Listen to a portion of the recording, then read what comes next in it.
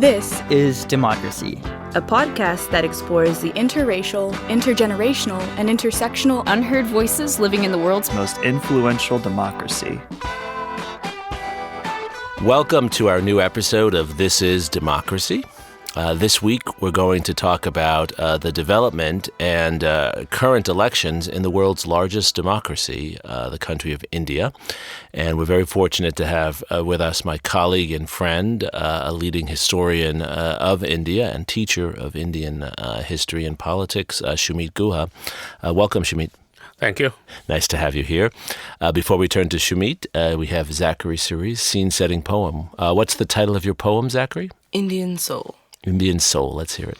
Underneath tall trees that sink into the hazy mist, in the dirt grass that seems to fill some of these streets like sandboxes, in colorful palaces, tombs to ancient kings, amongst the rivers that flow through the cities of the urban millions with long lines of traffic trying to cross over arched bridges, traffic that leans out of windows and shouts with the vibrancy of 1,000 years, and it is a hopeful, yearning traffic that remembers the intricacies of the highways, but lacks the constraints, the burdens of remembering the rules. And hidden above the rooftops on stone balconies among monuments and arcs to the people who pass around them each day, within the fibers that stretch through these great expanses of populous modernity, mixed with the music, the smell of the historic beginnings. Within these strings across the subcontinent beneath the rising of the sun is a part of me that I know well. It is a part of me that loves spicy food, talking loudly, a part of me that is the patchwork of a quilt sewn in dedication to diversity, a part of me that loves adventure through the depths of the intellectual expanse, political theory in the sauna of a restaurant. In India, there is a section of my soul, a piece of my future and of the future of us all. It is a pattern elucidated under these humid clouds that cover a scorching sun, reveals itself in the laughs among a babble of cousins along a million suburban yards across continents several thousand miles apart.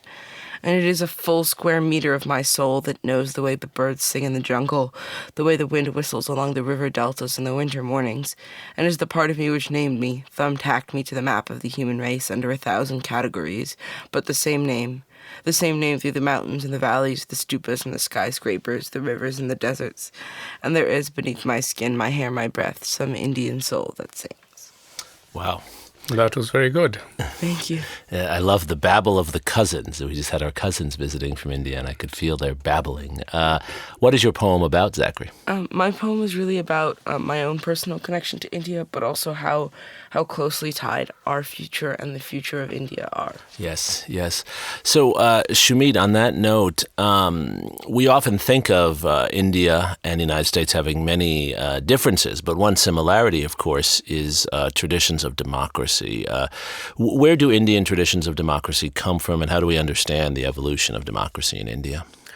Well, that's not an easy question to answer in few words. Partly, of course, it would depend on what we mean by democracy. Of course. And India, so let's narrow it down to speak in terms of electoral democracy, the practice of having free and competitive elections. Right, and representative government. Yes, and which decide, the sort of the government. So that of course is an idea that has sort of various kinds of roots in history, but India was, of course, the major colony of the British Empire, the largest in population, and in many ways very central to the British Empire in Asia and Africa. The jewel in the crown. So the British introduced a limited franchise in India during the later 19th century, essentially as a way of managing urban government, and also by spinning off a little bit of the taxation needed for the enlarged administration onto local authorities, which thereby also reaped the political opprobrium of having to levy taxes. So that was when they first, but these were very limited elections with narrow franchises, overwhelmingly men of property, and with special provisions for people like Europeans who had whose votes counted for much more in sort of Indian settled Europeans and so on. But so the mechanics of it start in the 20th century colonial period, which ends in 1947 with India's independence. And from the end of World War I, the British begin introducing a wider electoral system in which, towards the end, many millions of voters participate, but still on restricted franchises, typically by communities, religious communities, or special constituencies like business, European, etc., and not therefore on a universal franchise. However, some of the mechanics of contested elections are worked out in this period. So that's that, in a sense, is one part of it. And the Indian nationalist movements, from their beginnings, adapt to the idea of contest and contestation for political authority. And I think that is actually the more important part of the birth of democracy in India, because it is perfectly possible to have, mechanically functional elections. The Soviet Russia had them with very high turnouts also, but with the results predetermined. Right. So the question is whether the participants take them seriously, and what happens between about World War I and World War II in British India is that the participants, Indian politicians, begin actually contesting seriously, and what is perhaps more important, losing without resort to sort of other means. Right. One of the tests of democracy is, of course, do the losers stay in the game? Yes, exactly. So that is, but even the sort of largest participation election that the British held in 1945-46 was by limited constituencies, and particularly it was demarcated by religious constituencies, Muslims, non-Muslims, Sikhs, Anglo-Indians, and so on, and restricted by property and other kind of qualifications for franchise. So that's, in a sense, the beginnings of it. The thing is that that election, however, resulted in a political impasse and the partition of the former British Empire in India into India and Pakistan. Right. And at that time, of course, we had East and West Pakistan, and East Pakistan now being Bangladesh. Yes. So many have claimed that the Congress Party, which for quite a long time was the largest party in India and the party that produced most of the prime ministers, the party of Jawaharlal Nehru, Indira Gandhi, that it was really a one-party state. Is that a fair assessment of where India was until the last few decades?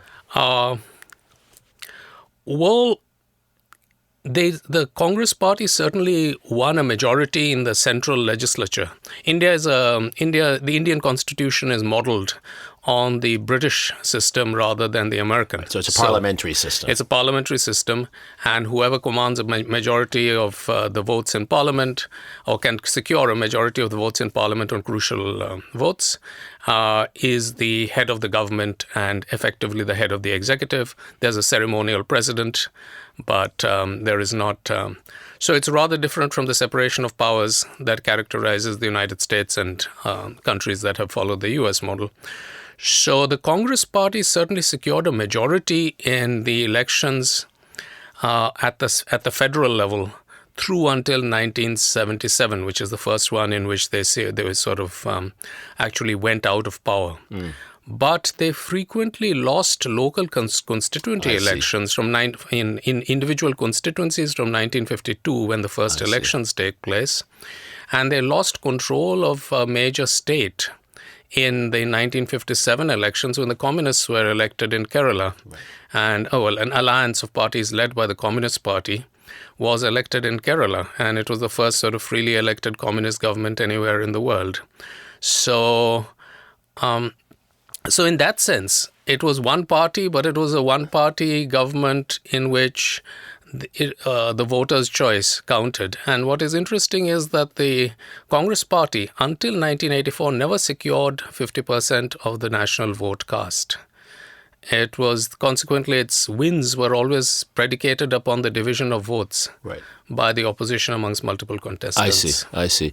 So today, with current elections in India, which we want to talk about, How do we understand the party structure? Because the party that's in power now, of course, is not the Congress Party. It's the BJP party, which is a Hindu nationalist party. How do we understand the current party structure? Well, there have been since 1989 coalition governments in power at the federal center.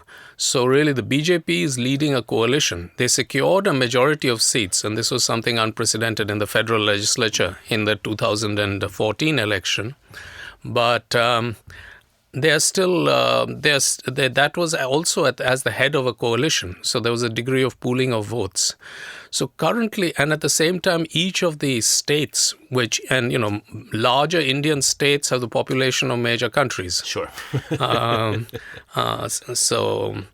Some Indian cities are the populations of major countries. Yes, easily.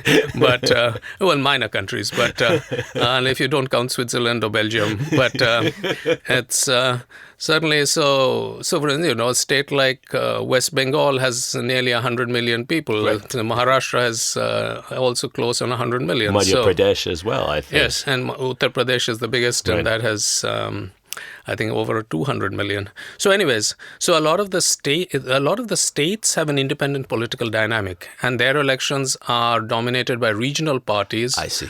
Which have risen since the 1980s, and whose support to the federal government is often contingent on their own particular calculations in individual states. So really you have a sort of right-leaning coalition headed by the BJP, right-leaning in the sense of being more strongly religious in its orientation, and more left, I suppose, the opposite of right being left, but let's say a more centrist coalition around the Congress, which is marked by various alliances as well. So this is how the kind of Indian elections have been for at least the last 30 years. And people who analyze polls often speak of the index of opposition unity as a key element in deciding outcomes. Right. Why, Sumit, have we seen the rise in the last few decades of more of these, at least superficially, religiously identifying parties and groups? The Congress Party, of course, had claimed to be a secular party. Yes. Is this part of a larger global phenomenon? What are the particular Indian characteristics to it? Well, the Hindu right has had a long presence in Indian politics. It had a precursor immediately after independence in the Bharatiya Jansangh. Right, and the assassination of Mahatma Gandhi. That was even earlier. Okay. But the Bharatiya Jansangh was formed after that. Okay. In 1951 for the elections of 19. Right. So it has had it's been an enduring strain, and the Congress was itself something. And the Congress actually began as a gathering, as a large conference of Indian nationalist politicians, which gradually coalesced into a political organization under Gandhi's leadership around 1919. Mm-hmm. And I should have mentioned perhaps that one of the traditions that he enshrined was that they would have internal elections by party members for all party posts. Consequently, people who are very important in their locality, Rajas and big landowners and affluent lawyers and so forth, had to reconcile themselves to the fact that, these sort of commonplace members, clerks and petty and small farmers and so forth could actually reject their offer of leadership, which I think was, again, a part of the psychological training for a democratic process. But coming back, so the Congress contained also a Hindu wing, especially in the 1950s, and that was a part of the way in which the more extreme elements of the similarly, it contained elements of Muslim self-assertion, but which were, however, rather muted after the trauma of the separation of India and Pakistan, with very considerable violence and bloodshed that accompanied it. But these elements were there. I think from the 1980s, what happens is that the socialist left, loses credibility with the rapid unwinding of the Soviet system. Yes. And that, I think, is a worldwide phenomenon. Yes. There's And at the same time, there is a sort of a general rise of religious identification worldwide. There are a lot of forces, both local to India and otherwise. And as the Congress loses the specific identification of having the plan to build a socialistic pattern of society, at least in theory, a sort of space opens up, a political space opens up for alternative forms of identity. There is also the rise of lower caste assertion. Yes. The Congress was very much, the Congress leadership was for many decades, while aspirationally egalitarian, in its social composition, white collar and upper middle class, and typically also upper caste. So there's a populist element to many Yes. of these other parties. Yes. The BJP has drawn on a different kind of, it unites the sort of Brahmanical elements together with a kind of street religiosity, Yes, right. which the sort of some of the upper elements would in fact find excessively plebeian and vulgar. A frequent use of anti-Muslim rhetoric, even by the Yes. Prime Minister himself, yes? Yes, that intensifies in in electoral election periods, and having an external enemy Yes. is. But this has been specific to the 2014 and now the 2019 election campaigns. It was less pronounced in earlier time. 1989, 91, there was a strong agitation around a specific religious site, Yes. the Babri Masjid Right. in North India. Right. So we have a student question about caste. You mentioned caste. This question is actually from Aisha Hussain. Let's hear the question. What role does the caste system take in shaping Indian democracy? Do you think it weakens or strengthens democratic participation within the country? Very good question. Yes, that is like most things about South Asia or India. It's complex. Well,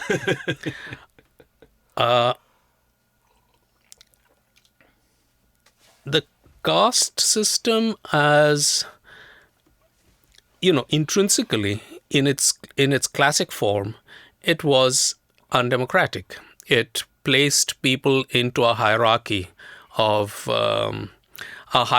status and sometimes a hierarchy of occupation that they were supposed to pursue. The occupational part fell away at least a century or more ago, but the hierarchy of status persisted, and it also persisted in forms which were outlawed quite early on in the under the Indian Republic, such as the practice of untouchability, excluding people from particular areas, excluding them from the use of common wells or water sources, and so on. Those might occasionally now still occur in practice, but they are illegal and they can be and are prosecuted. As far as since the caste as a sort of identity has in fact become more prominent in the same way perhaps as ethnicity has become more prominent in many parts of the world. In fact, I wrote a book, in which I argued that this has been that the shift towards social classification as identity has superseded the role of the economic and the functional roles of caste as hierarchy. So now it's more like many ethnic blocks competing within sort of polycentric and this plays to the party structure that you defined, yes. So, and a part of the political competition has been, especially for the lowest and most stigmatized castes, that they've been able to form blocks that have organized politically. And this is particularly true of a body. The most enduring of these has been the BSP, Bahujan Samaj Party. And the Bahujan Samaj Party has been very much a party of a lower caste bloc, which has strategically allied itself with various other parties depending on what its leaders have perceived as their electoral and political interests. So the BSP in Uttar Pradesh, which is its most important base, has at one time allied itself with the BJP, with the Hindu right, and it has at another time allied itself with the Congress. And in this election has actually allied itself with a middle caste plus Muslim conglomerate known as the Samajwadi Party, with whom originally they were actually had quite a hostile relationship, because the immediate interaction of lower caste, of the lowest castes in rural areas, is often with the middle castes, who are small landowners and farmers, and often almost as poor, Right. but consequently are in a more sort of fiercer competition. It might be somewhat like the relationship of poor whites and blacks in the rural South. It's interesting because these caste elements change over time, but they endure in certain ways too. Yes, well, it's partly, but in the sense there is a massification. Yes. There used to be hundreds of castes. Yes. And now there's a massification. They're being consolidated into a block, which is important enough to be a voting block. Right, and then for educational institutions and other institutions, they're often referred to as the scheduled classes, right, and have particular seats and privileges. Right. Well, that arises from a provision in the 1950 Constitution, which is that the names of particular communities were listed in a schedule of the Constitution. So these were the scheduled castes. Yes. And similarly scheduled tribes. Zachary, you had a question.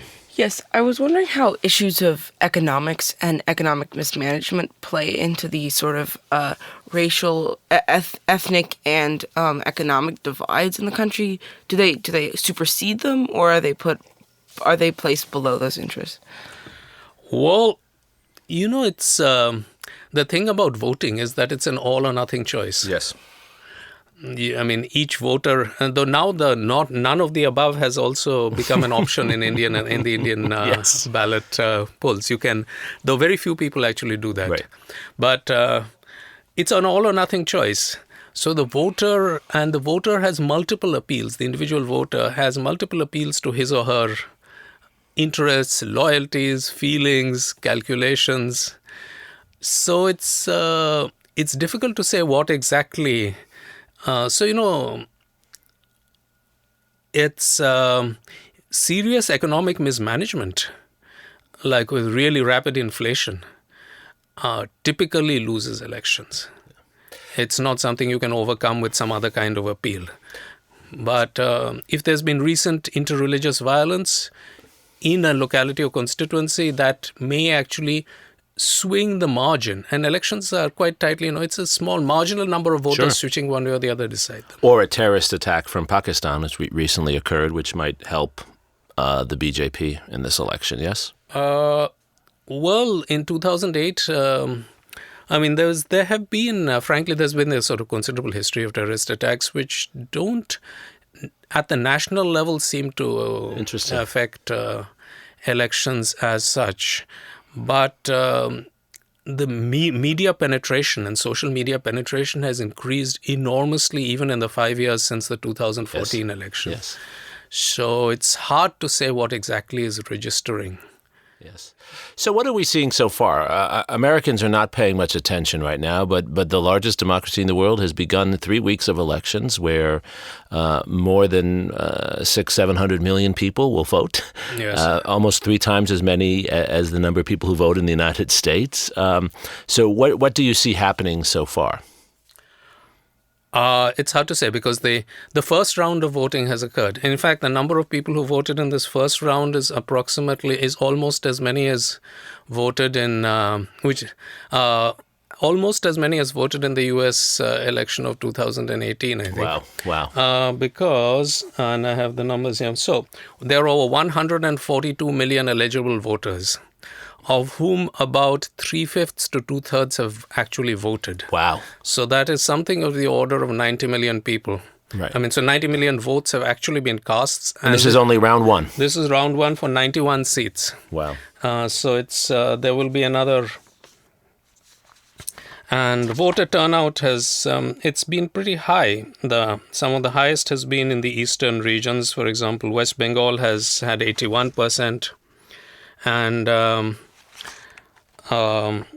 the sort of Andhra Pradesh. Anyway, most places are above 60. Bihar is the outlier at the low end with 50%. And what do you see happening? What are your expectations for this election, which is crucially important for the future of South Asia and the world in many respects? Well, I don't know. It is not possible to. I have not been following it that closely in any way. Even people whose profession it is to follow it Right. and comment upon it are not certain. It's the kind of the print media's sort of analysts and the one kind of relatively independent study which is conducted by the Center for the Study of Developing Societies and others and has been for a number of decades. It suggests that the ruling coalition will lose seats, but may still have enough to retain a majority in the federal legislature. However, that's anyone's. It's a sort of it's a surmise. The other problem is that because you have over 540 or so constituencies, individual constituencies. And it's who gets a majority of the seats. Right. And consequently, having 100% of the votes in one constituency does not translate over to help your candidate in the next one. Right. This is a familiar phenomenon for Americans where it's not the total vote, it's where your votes come in. Yes. So we have a question from Amanda Kilcrease, another student, about the relationship between Indian and American democracy, which I think is a good question for us to turn to. This is Amanda Kilcrease. What effect does democracy in America have on its formation in India, and both negatively and positively? And particularly, Sumit, right now when the United States is going through its own difficulties with democracy now, what effect does that have in India and vice versa? I don't think, frankly, that the model of the U.S. Constitution is self-consciously adopted by the Indian Constitution writers in 1946 to 49 when they were drafting the Constitution. But they didn't follow its brevity, for example.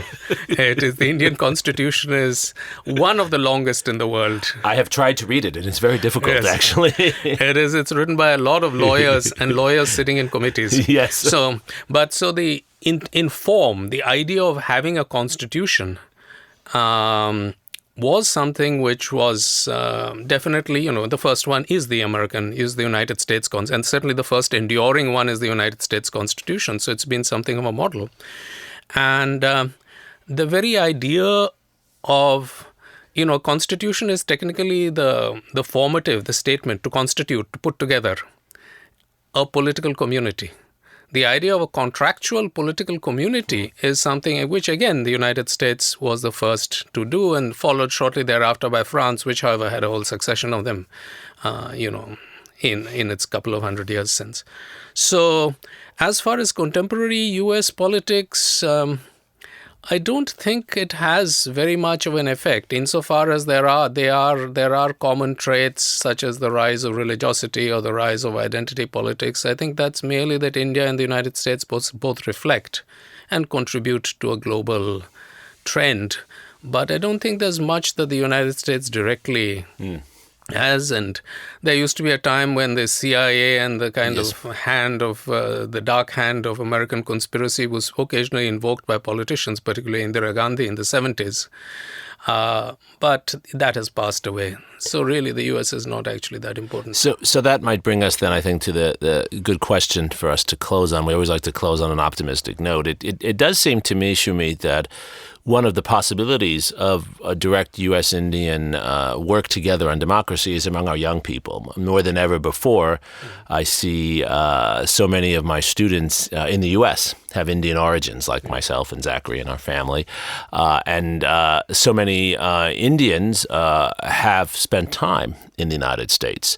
Is there, or maybe the way to put this is, are there things we can do to encourage mutual learning and mutual democratic activism among these now more interconnected American and Indian communities?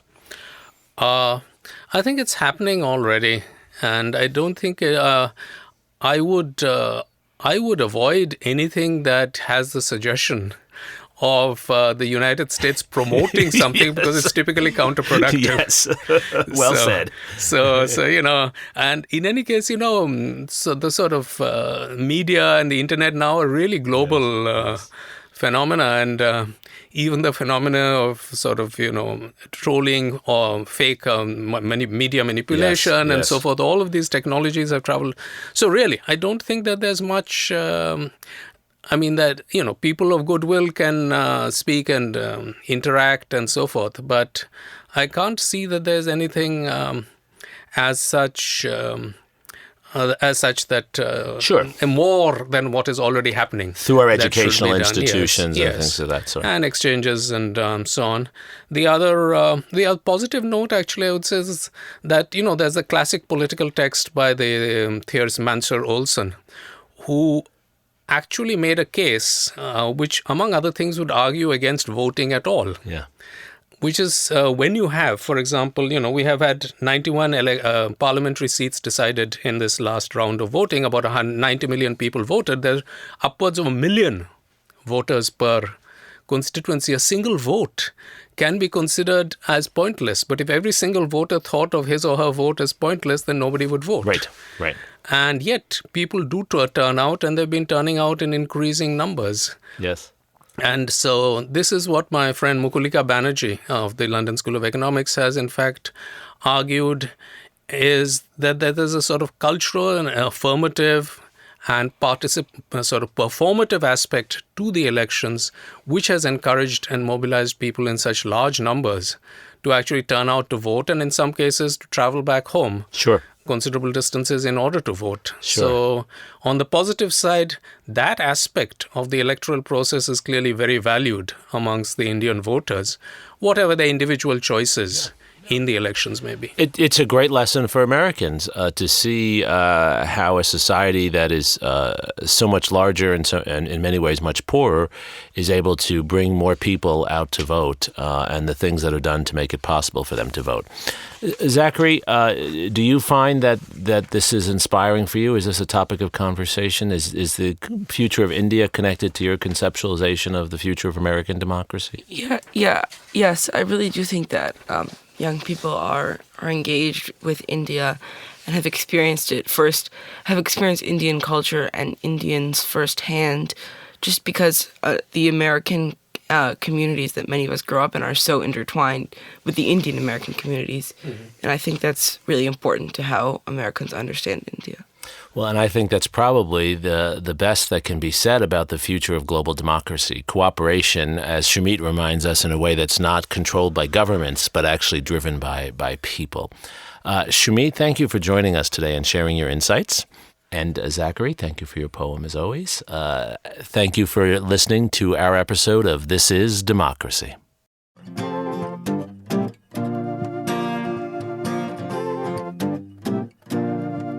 This podcast is produced by the Liberal Arts Development Studio and the College of Liberal Arts at the University of Texas at Austin. The music in this episode was written and recorded by Harrison Lemke, and you can find his music at harrisonlemke.com. Subscribe and stay tuned for a new episode every Thursday featuring new perspectives on democracy.